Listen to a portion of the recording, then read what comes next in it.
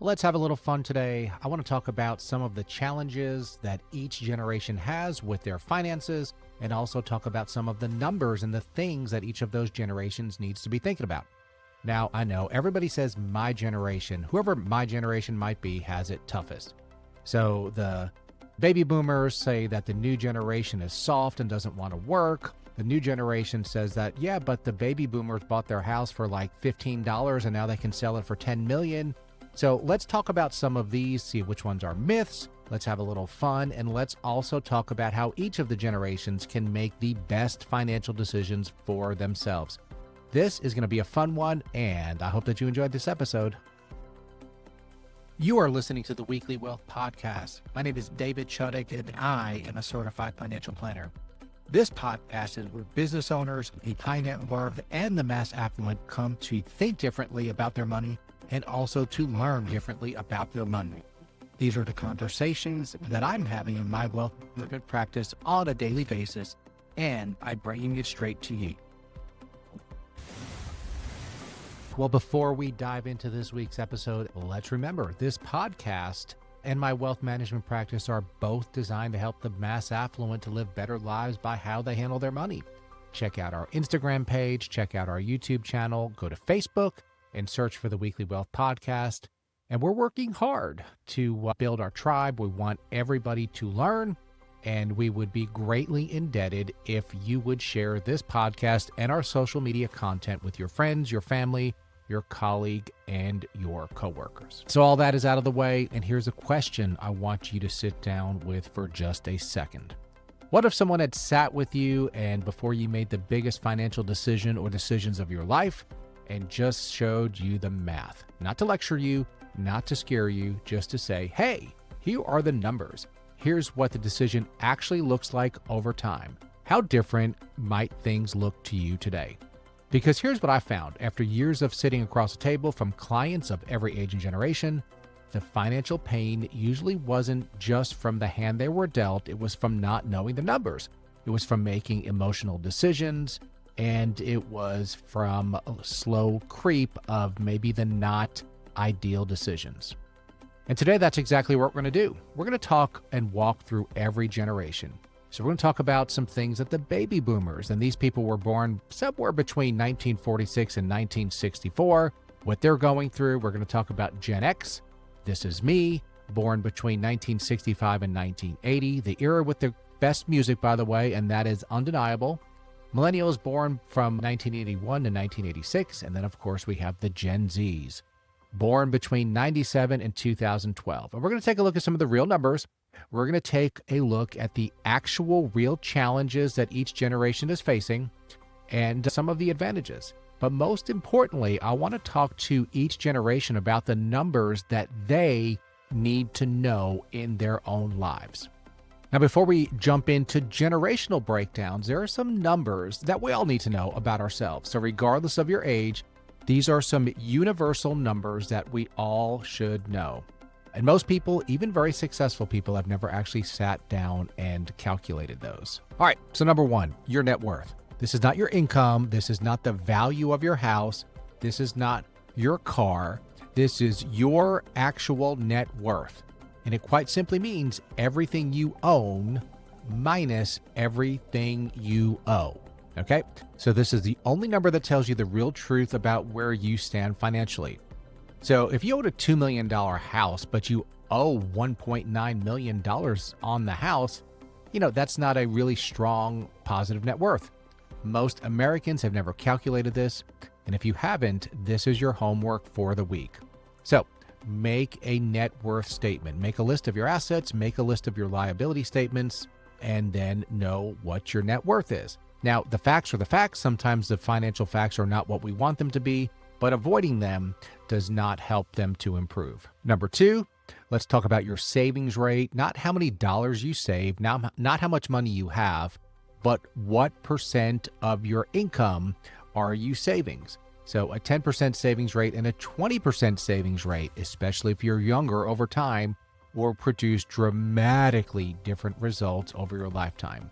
And most people, quite frankly, couldn't tell you what their savings rate is within 5 percentage points. Now, here's number one, and this is something that a lot of people maybe don't understand, but the rule of 72, this one is simple and it will change how you think about money forever. So take the number 72, divide it by your interest rate. And of course, if we're talking about like a market-based investment, we don't know what the actual interest rate or growth rate would be, but you can take an average. So at a 7% average market return, your money will double in 10 years. Now, in a 1% typical savings account, your money will double in 72 years. So at a 7% rate, let's say you have a $10,000 account and you put it in an account that's getting an average of 7%, it's going to be $200,000 in 10 years.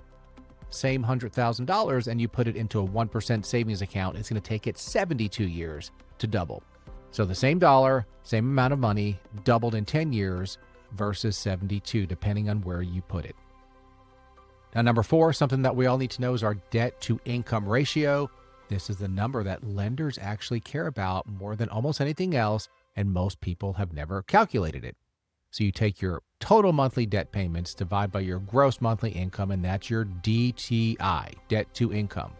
Above 43%, most lenders won't touch you. Below 36% is where most doors start opening. So let's say you have a $10,000 per month gross income, and let's say you have $6,000 of debt payments. That's going to be a 60% debt to income ratio, and things are going to be tight. And let's add credit score onto that. It's a great idea for everybody to know their credit score. Yes, there are times when doing things like paying off a credit card might actually make your credit score drop, but we need to know where we are credit-wise because our credit score does affect us in a lot of areas in life, even if we are not borrowing an excessive amount of money. Let's jump into some different generations and let's talk about maybe their profile when they grew up and maybe some of their challenges.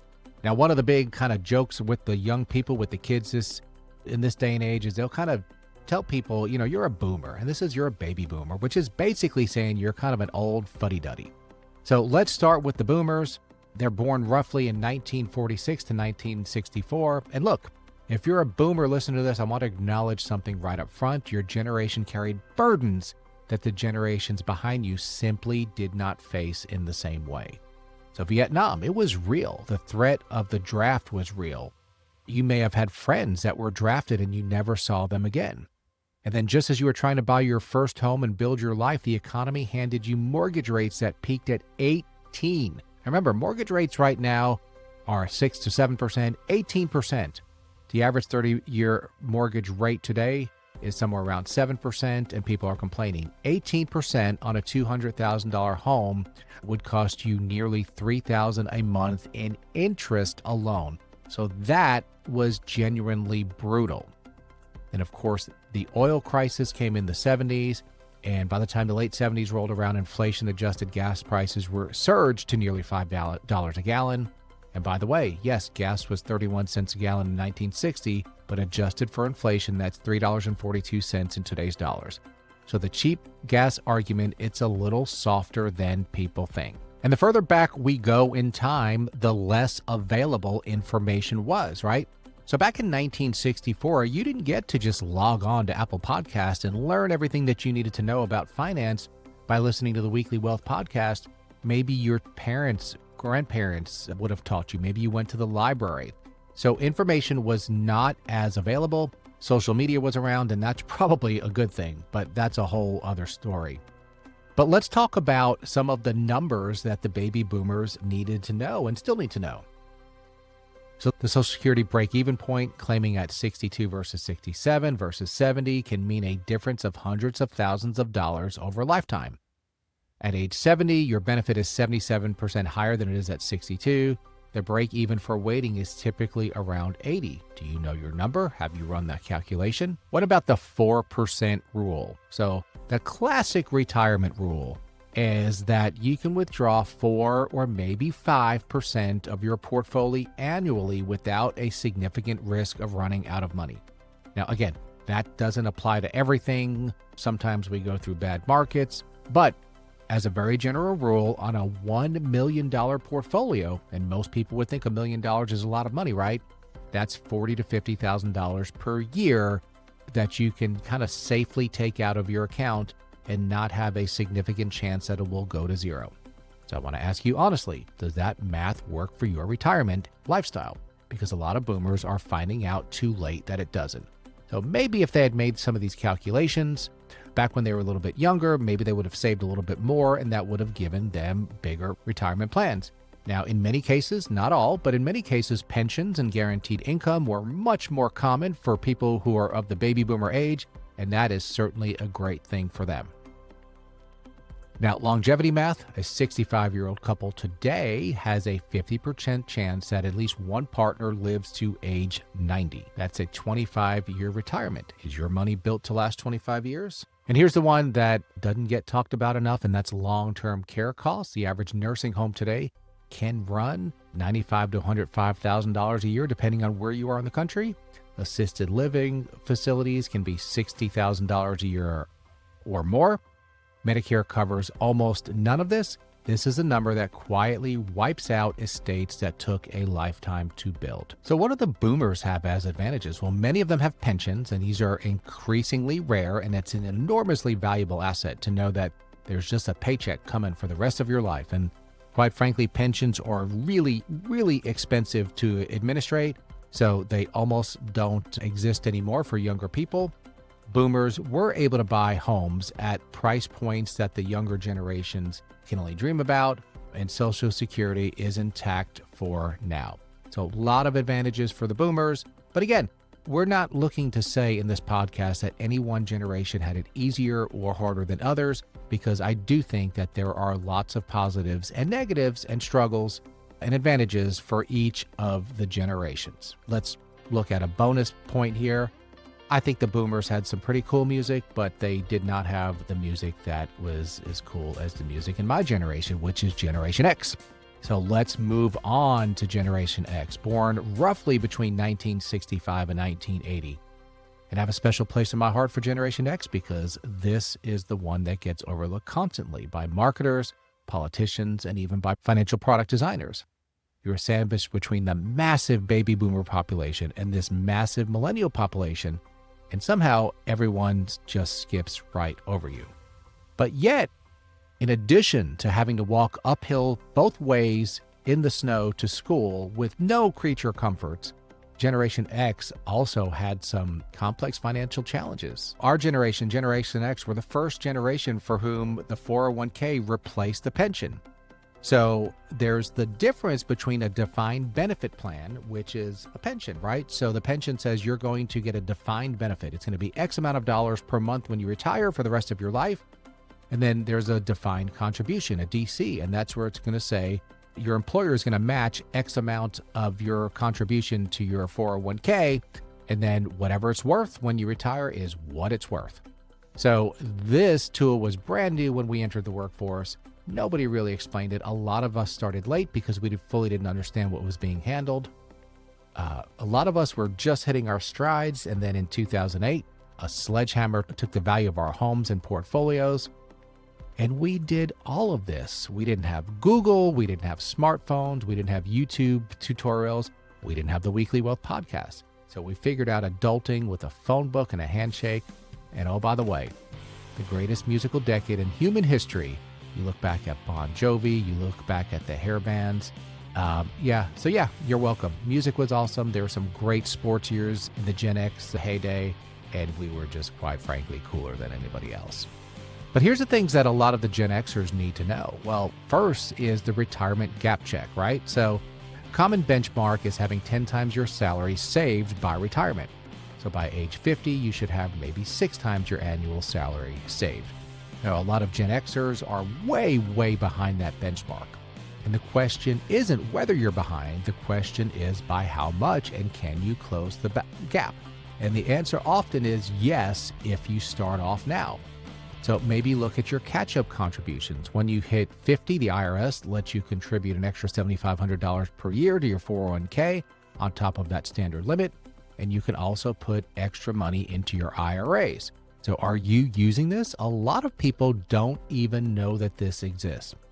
So, maybe look at your budgets, see if you can scrape a little bit of money out of the budget for lifestyle and put a little bit more towards savings and retirement. and you will thank yourself later. Now, we're the sandwich generation, so a lot of us now are simultaneously supporting college-age kids and aging parents. And I know that college is expensive, and studies show that this costs families an average of $10,000 to $15,000 per year or more if you happen to have twins like I do in direct costs. And that doesn't even count the cost of caregiving. Now, one of the things I do want to encourage the Gen Xers who are parents of children who are either in college or considering going to college, your college decision and how you choose to pay for college will affect both your children and you for decades. We're going to talk more about that later, but how you pay for college is incredibly important. All right, so what did my generation have as some advantages? Well, in addition to having awesome music, we have home equity. So many of us bought our homes before the big price surges of the last decade, and we might be sitting on some significant wealth, even if it is paper wealth or brick wealth. Our peak earning years are either here or just ahead, and there's going to be a wealth transfer from a lot of boomers to Gen X that may be the largest intergenerational wealth transfer in American history. So as the boomer parents begin to die off, there should be some inheritances for Gen Xers. Hey, business owner, David wants you to take the free Sellability Score, a tool that shows you exactly how attractive your business is to a potential buyer. The results might surprise you. Find it at weeklywealthpodcast.com/sellability score. In just 12 to 15 minutes, you will get some insights as to the value of your business and also learn which of the 8 drivers of business value can improve in your company. Again, go to weeklywealthpodcast.com/sellability score. And now let's get back to the episode. Okay, so we're going to move on to a group. The millennials take a lot of flack from the boomers and from the Gen Xers. We like to say that they're lazy. And, I don't think that that is an accurate assessment of the entire generation. So the millennials were born roughly between 1981 and 1996. And I want to say this clearly. This generation got hit with a combination of financial headwinds that no prior generation faced simultaneously. So student debt at scale, a financial crisis right at career launch, childcare costs, rival mortgages, a housing market that moved away from you faster than you could save. So you probably graduated in one of the worst job markets since the Great Depression. A lot of you took jobs you were overqualified for just to pay the bills and then carry the student loan payment on top of that. And speaking of student loans, this is the number that I think is a single most important financial concept that nobody ever explained to this generation before you signed. So I say it all the time. Your student loan or how you finance school is one of the most important financial decisions that you will ever make. Now, I have kids in college and I'm in a University of South Carolina Facebook group, and I see a lot of posts by parents. And I saw a parent post that they didn't have any savings and where could she borrow the most money for her kid to go to college. Now, this kid was going from out of state and they were expecting that the cost would be $220,000 over 4 years. So I just respond, I don't know who this person is. I just said, hey, look, I'm a financial advisor. I see lots of people really struggle with their student loans for years and years and decades. Be careful on how you make this decision.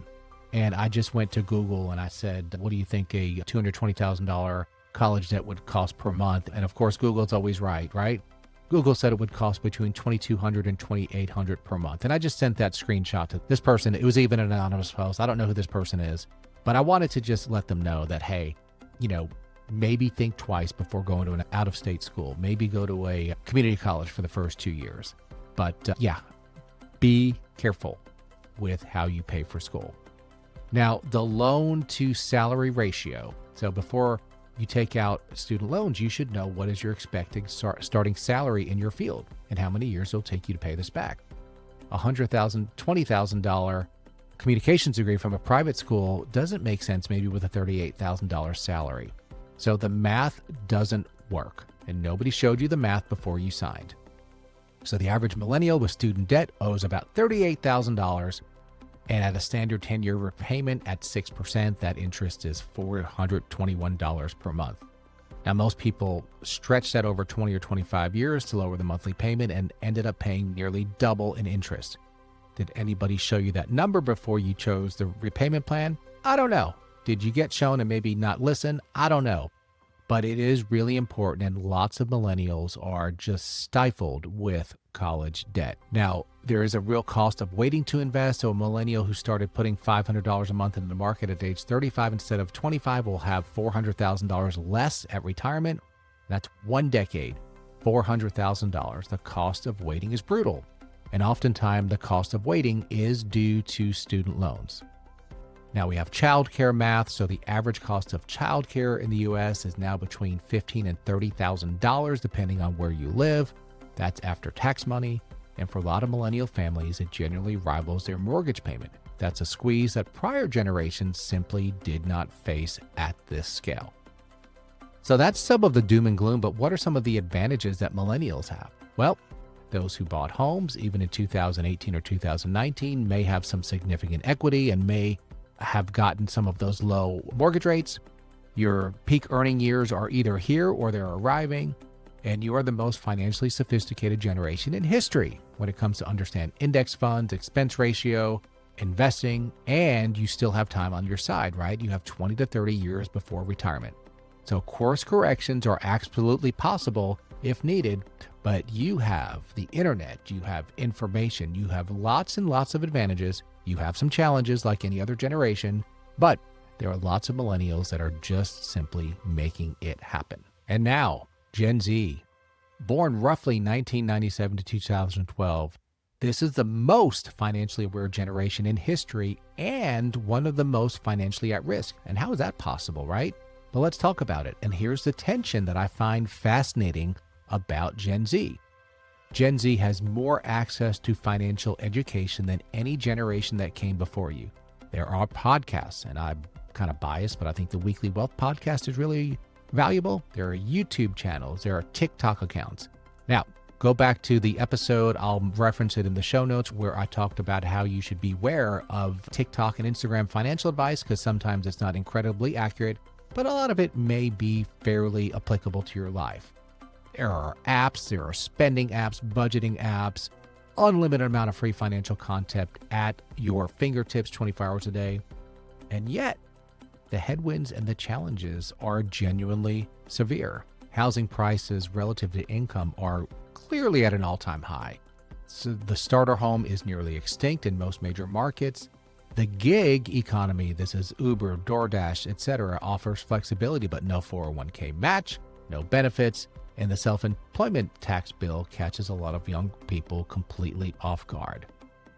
Then there's AI, right? Gen Z is looking at artificial intelligence the same way a factory worker looked in 1985 looked at a robot on the assembly line. This is a real and legitimate concern. The jobs that Gen Z is training for today may look fundamentally different, or they may not exist at all by the time they hit their peak earning years. That's an unprecedented level of career uncertainty, and of course, that will cause a lot of stress. So Gen Z has some advantages. There's a lot of information out there, but they certainly do have some challenges. So let's look at some things that Gen Z needs to know. So the same as millennials, but even more urgent now, before you sign up for a single dollar of student loans, know your expected starting salary, know your total debt load, and run the payoff math. Do not sign without those numbers. Now, if there's a quote dream school that you want to go to, but it's going to stifle you with debt for decades, think about not going. Think about potentially going to community college for the first year or two. That can be almost free. Think about really searching for scholarships. And also think about, in today's world, do I really need a 4-year degree? I don't know those answers for you, but you need to be thinking about these things. Don't automatically take out a boatload of student loans because you might regret it for literally decades. Now let's go back to compound interest. $1 invested at age 22 at an 8% average market return becomes $88 at 72. So every single year that you wait will cut your greatest financial weapon, and right now you have more of it than anybody. So if you have too much money going out the window in student loans, that's less money that you can save.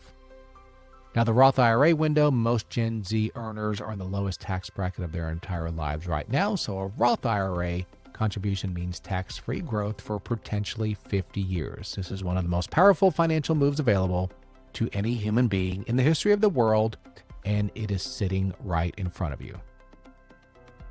So the Gen Z advantage, well, first one is time, right? Pure compounding time. No other generation at the table has this. The Gen Z also has many different tools. So there are fractional shares of ETFs you can buy. There's information, there's AI. You have a lot of advantages if you are a Gen Z. Now you have some challenges, but you have a lot of advantages.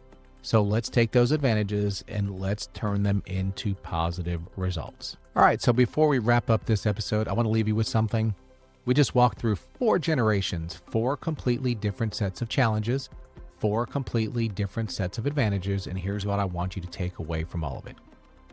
Every generation has and had real headwinds. The boomer who faced Vietnam and 18% interest rates, the Gen Xer who rebuilt after the dot-com crash, had no roadmap, no Google, the millennial who carried student debt into a broken job market, the Gen Zer who's trying to build wealth while wondering if their career will even exist in 10 years. Every single one of them has a legitimate case.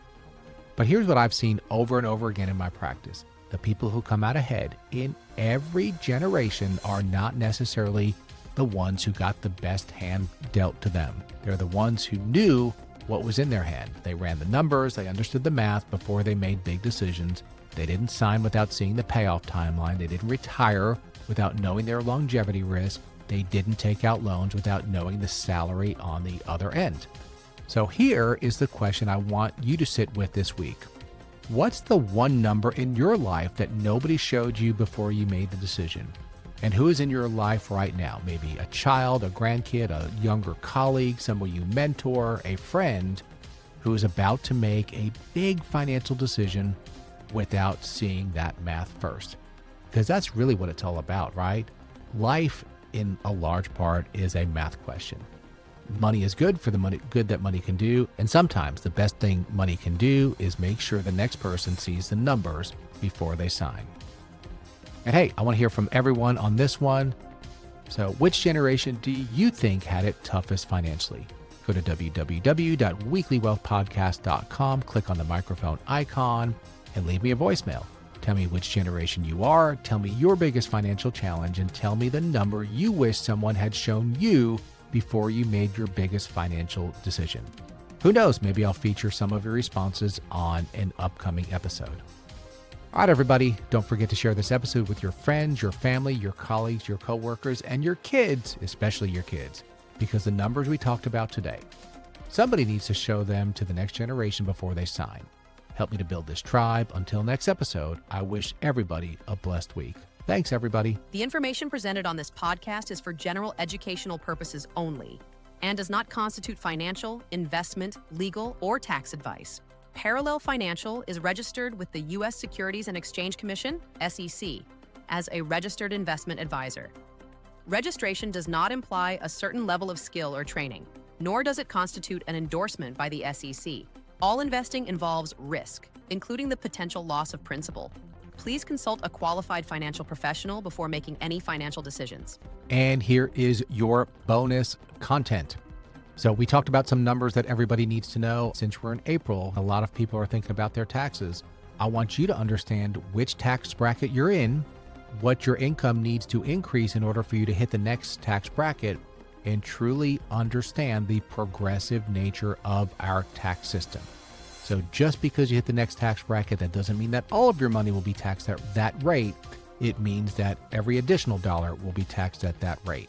So if this doesn't make sense to you, and if you want to understand tax brackets a little bit more, make sure to email me, David@parallelfinancial.com. All right, we'll see you next time.